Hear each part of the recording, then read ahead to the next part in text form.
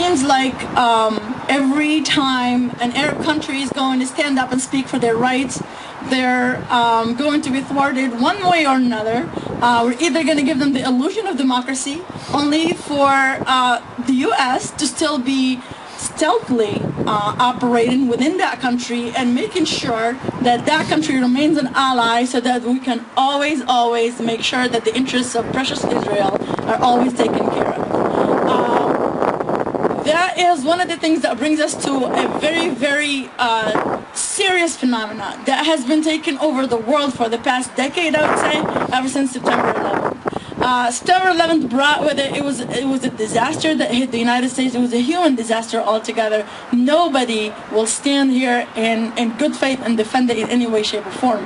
However, it does not warrant 2 wars, millions of dead, and the debt, just the economic debt that we're in it right now, the lack of jobs, the lack of funding for social services, the lack of funding for education and all of that stuff. Not to mention, money is still being poured onto the war business. The 1% is benefiting from that war business, and the U.S. cannot afford to lose its allies in the Middle Eastern region. That had created, when the U.S. came about with what the now infamous anti-terrorism law, which is basically, I mean, I don't know if any of you guys just gave it a read. It's completely ridiculous. You can clearly see that it is targeting, it's targeting a certain ethnicity and a certain religion. There's no doubt about it. And it was passed as a legitimate law, and it's a shame that I stand here as a Moroccan American and say that this law was passed in my name. I feel ashamed of that. That had created what we call the CIA renditions program. What is that? Is that with those countries that are U.S. allies, the U.S. when the U.S. wants to break U.S. laws, it does it, on non-U.S. soil.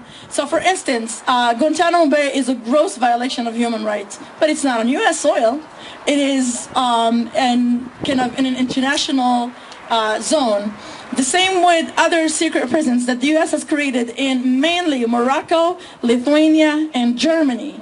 Mainly in these countries, but Egypt has also been one of the catalysts and one of the most important allies that helped with that. So what they do, if they don't like you, they don't like your activism, you're somebody that speaks out, and especially if you're a girl and covers up, you have problems.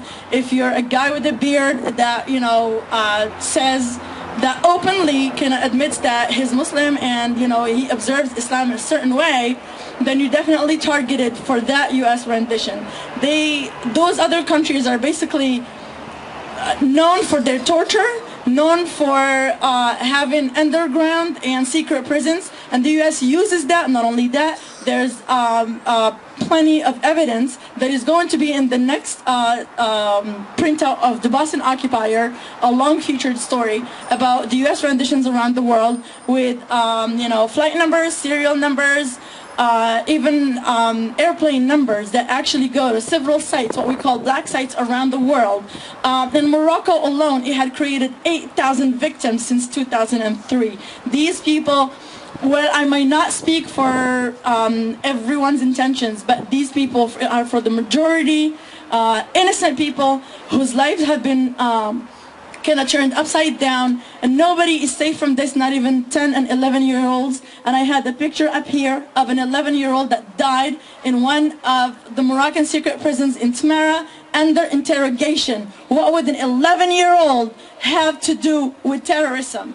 I want the U.S. to answer me that question. They never will. They keep on definitely ignoring or denying the fact that they have anything to do with the secret prisons in Morocco. Morocco continues to ignore or deny that they have any secret prisons, but the realities and the facts show other stuff. And I'm sorry that I don't have access to something to a projector, so I can show you guys, the development of that particular phenomena.